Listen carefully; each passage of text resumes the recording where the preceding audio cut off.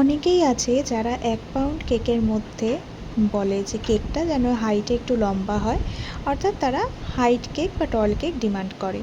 আর তার সঙ্গে তারা চায় যে কেকে ক্রিম যেন একদমই কম দেওয়া হয়। আচ্ছা, সেটা কি করে সম্ভব বলো তো? ১ পাউন্ড কেক সেটা আর কতটুকুই বা হয়? আর তার মধ্যে যদি ক্রিমটা না দিই তাহলে আমি হাইটটা কি করে বাড়াবো কেকে?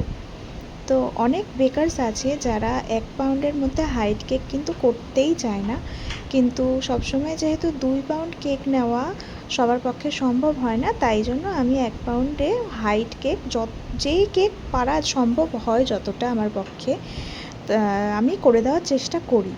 কিন্তু তার মধ্যে অবশ্যই ক্রিমটা বেশিই থাকবে, কারণ ক্রিম যদি বেশি না থাকে তাহলে আমি ১ পাউন্ডে হাইট কেকটা কী করে বানাবো বলো তো? আর এই যে কেকটা তৈরি হচ্ছে এটা ছিল একটা ডার্ক চকলেট কেক, আর এই কেকটা খুবই ইউনিক একটা কেক ছিল।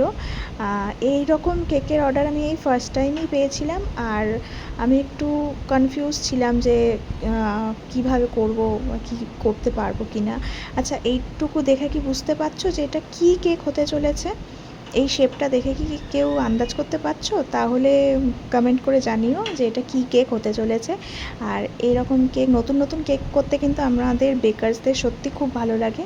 তাহলে অনেক রকম কেক আমরা